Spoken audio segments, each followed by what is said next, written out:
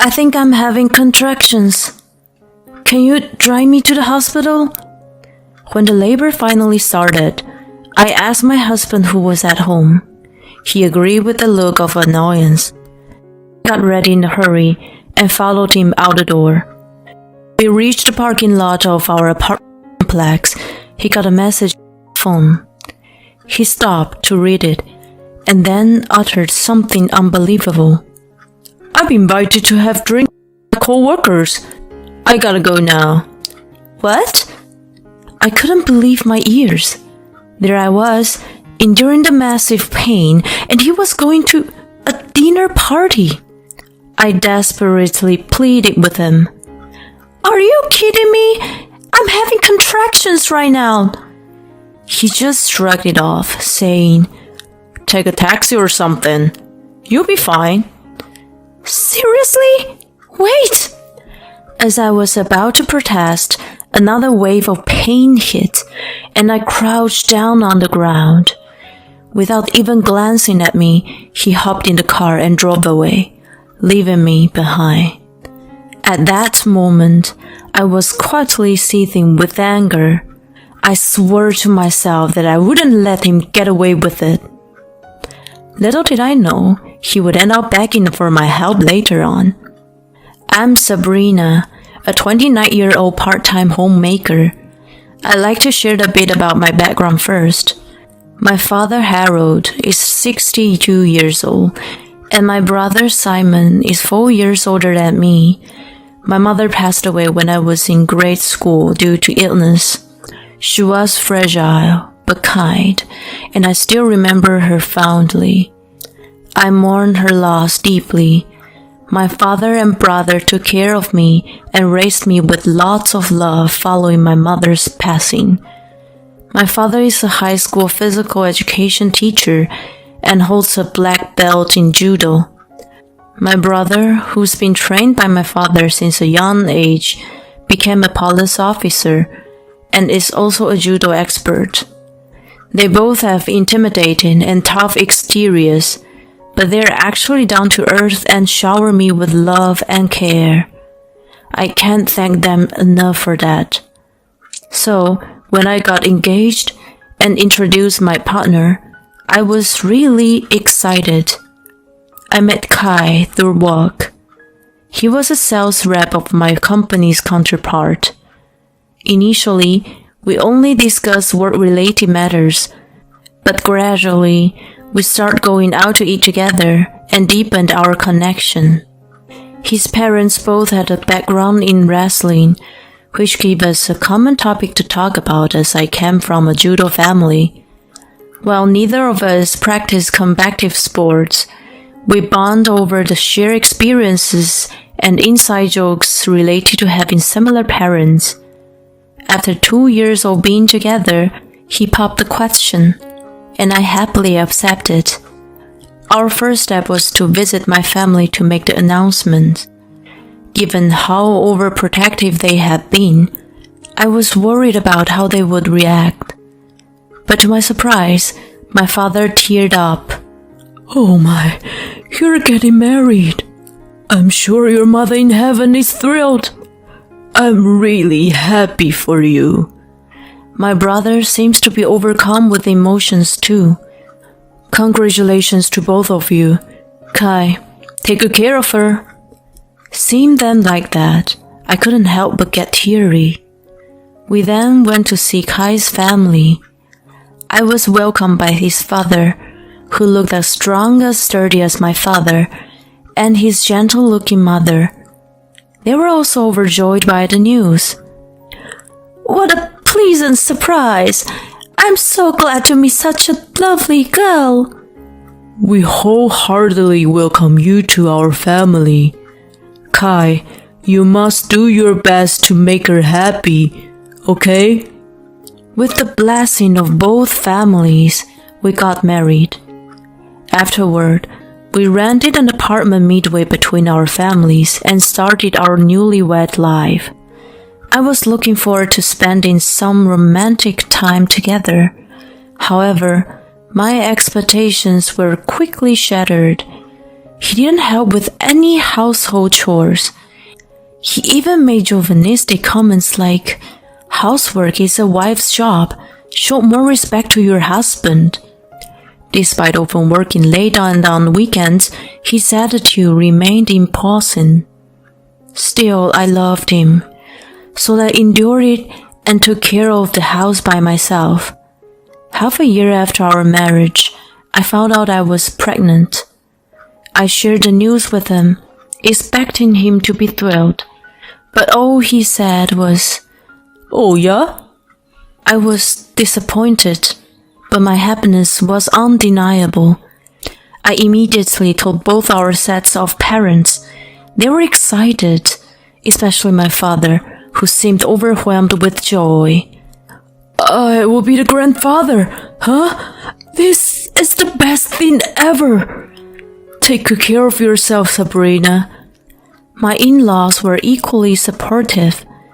"If there's anything we could do to help, just let us know. Don't be shy, okay?" Everyone seemed to be over the moon, and I was looking forward to a healthy and happy pregnancy. I hoped that Kai would change his way, knowing he was going to be the father. Soon after, I started experiencing morning sickness. It was more severe than I had ever imagined. It felt like I was being rocked on the boat all day long, leaving me unable to get out of the bed. When I explained my condition to my workplace, they recommended taking a leave of absence, which I gratefully accepted. I was spending most of my time at home, but there were days when I couldn't do any chores. On that day, I was bedridden from the morning, unable to do anything when Kai returned home late. "Hey, why are you in bed? Where's my dinner?" "I couldn't make it. I'm not feeling well. Sorry, but you can have the frozen meals in the fridge." "You were at home all day, and you still couldn't do the housework?" He yelled at me in frustration. I tried to make him understand my suffering, but he wouldn't listen. Instead, he said with a stern face, "Pregnancy isn't an illness. Don't use it as an excuse to skip work and chores. Now, make me dinner." Before I could respond, I rushed to the bathroom, feeling a surge of nauseousness. He continued to throw hurtful words at me. "Don't think for a moment that you can earn sympathy." "That's not my intention. I'm really suffering here." He let out a deliberate sigh. "Just do what you're supposed to do. If there's no food when I get back next time, you'll regret it." In the end, I cooked his dinner while battling nausea. He didn't show any concern for me during my pregnancy, and he continued to damage perfect housekeeping just as he did before. He was often away from home but criticized me at length when he returned, scolding me for not doing the chores as expected. My life was becoming unbearable, and the idea of divorce crossed my mind multiple times. However, thinking about my family and in-laws, who had been so happy about our marriage, I couldn't bring myself to confide in anyone. I couldn't bear to take the father away from our unborn child either. So, I endured it desperately. As time passed, I entered the last trimester of my pregnancy. The due date was approaching, and I asked Kai to be home as much as possible. However, he continued work late, as if nothing had changed. That day, he was running cats and dogs, and thunder started rumbling as the hour passed. I could feel contractions in my abdomen, but I was at ease as Kai was at home. Around 8 p.m., my stomach started cramping. I measured the intervals and realized the pain was coming every 20 minutes. I was in labor and needed to get to the hospital. Feeling anxious, I asked Kai, "I think I'm in labor. Can you drive me to the hospital? He agreed with a look of annoyance. I got ready in a hurry and followed him out the door. When we reached the parking lot of our apartment complex, his phone beeped. He stopped to read the message and then uttered something unbelievable. I'm invited to have drinks with my coworker. I gotta go now. What? I couldn't believe my ears. There I was, enduring the massive pain, and he was going for drinks. I desperately pleaded with him. Are you kidding me? I'm in labor right now. Take a taxi or something. You'll be fine. Seriously? Wait. As I was about to protest, another wave of pain hit, and I crouched down on the ground. Without even glancing at me, he hopped in the car and drove away, leaving me behind. At that moment, I was quietly seething with anger. I swore to myself that I wouldn't let him get away with it. I didn't have the luxury to dwell on that and try to call a taxi, but due to the heavy rain, it was impossible to find one.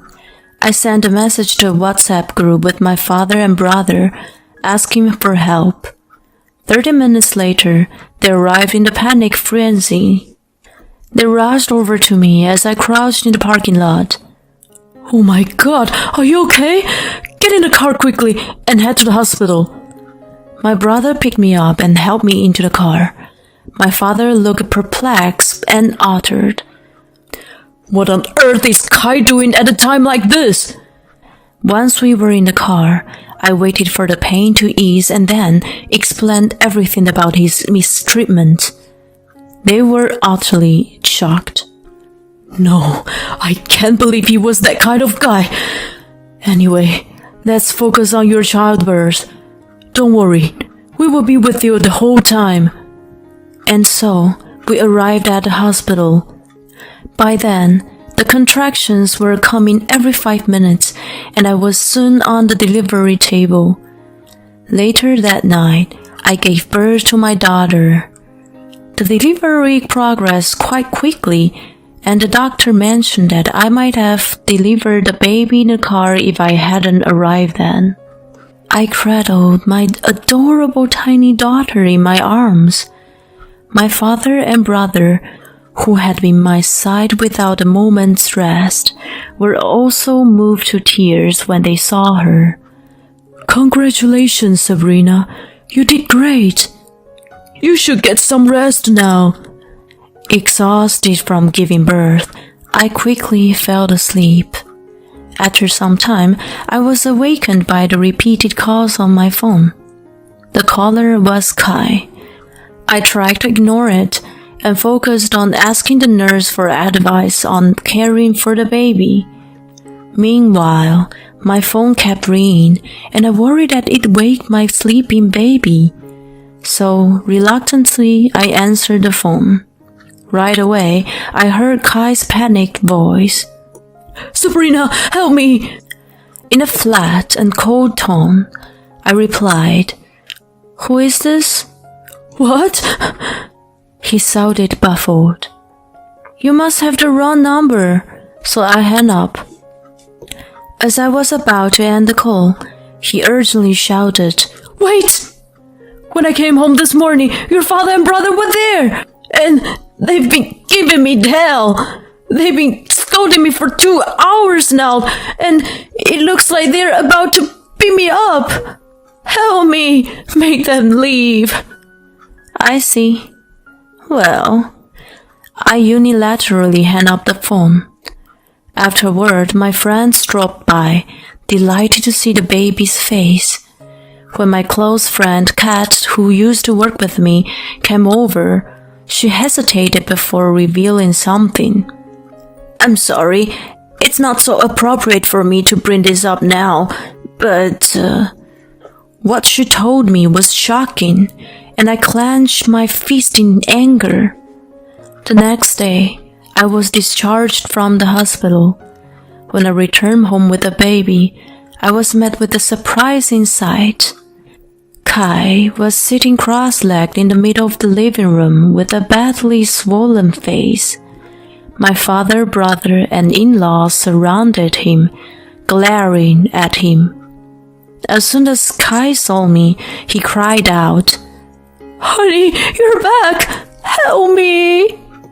What in the world is going on here? When I was taken aback by the disturbing scene, my father-in-law reassured me. "Don't worry, it was me who gave him a lesson. It wasn't your father or brother." I was relieved to hear that at least. Kai gathered himself and said, "Well, our baby's back now, so let's drop this issue. I've reflected on my actions enough. Honey, let me hold her." He stretched out his arms toward me. I immediately stepped back to protect the baby. "Do you really think I'll let someone who let me in the labor pain and disappeared touch our child? I won't let you lay the finger on her. Stay away." At that moment, he turned beet red and his eyes widened. "Hey, who do you think you're talking to?" I decided it was time to drop a bombshell on him. "You know, it wasn't drinks with co-workers that day, was it?" "What are you talking about?" He looked confused, and I thrust my phone screen in front of his face. "This is a picture my friend took on the day when I went to labor. Care to explain this?" There was him, arm in arm with an unknown woman, entering the hotel on the screen. What Kat revealed to me was his affair. She had coincidentally witnessed it and took pictures. She didn't want to accept me during my last trimester, so she was going to keep it a secret until the time was right. When she learned that I have already given birth, she felt that I needed to know. Kai, pale as a ghost, stared at the incriminating photo. Everyone around us was in shock, and there was an eerie silence. "No, this is..." Before he could say more, he was slammed into the wall. I didn't understand what was happening for a moment, but by the time I realized it, my mother-in-law was breathing heavily. It turned out she had tackled him. She might have retired from wrestling, but she was still quite formidable. "What the heck, Mom?" As she coughed and sputtered. My father coldly replied, "You, what the heck have you done to my daughter? Explain yourself." Cornered by the four sturdy adults, he began to speak meekly. He admitted to starting an affair with a co-worker right before my pregnancy, intending to break it off once our child was born. He explained that he was going to meet her for the last time on that day. "Please, believe me, I'll never cheat again. I'll be committed to you and the baby from now on." Before I could say anything, my father-in-law roared, "Cut the nonsense! Your sweet talk won't work here." But our child needs a father, right? Right, honey?" He reached out to me for support, but I forcefully pushed his hand away. "We're better off without a father like you. Cheating while I was suffering from morning sickness. What the heck? I will never forgive you. Get ready for divorce and child support." "No." Then my mother-in-law addressed me. "Sabrina, we're truly sorry. We're going to straighten him out." I nodded, and my in-laws grabbed him by the collar and dragged him away. I was left being comforted by my father and brother. Almost a year later, our divorce was finalized. The $30,000 alimony was quickly transferred to my account. As for child support, my ex-in-laws lent the money to Kai, and it was paid in the lump sum. To my surprise, his mistress reached out to me and apologized. She claimed not to know about our marriage and my pregnancy. She offered to pay some compensation as a sincere apology, but I declined and told her not to contact me anymore. She ended up breaking up with Kai and moved back to her hometown. My ex-in-laws forced him to quit his job and got him a position at a construction company owned by an acquaintance. He now lives under strict supervision, working hard to repay the money he owes to them. He faces daily scolding from his younger boss and is apparently exhausted every day, but I have no intention of forgiving him yet. In fact, I find satisfaction in his misfortune.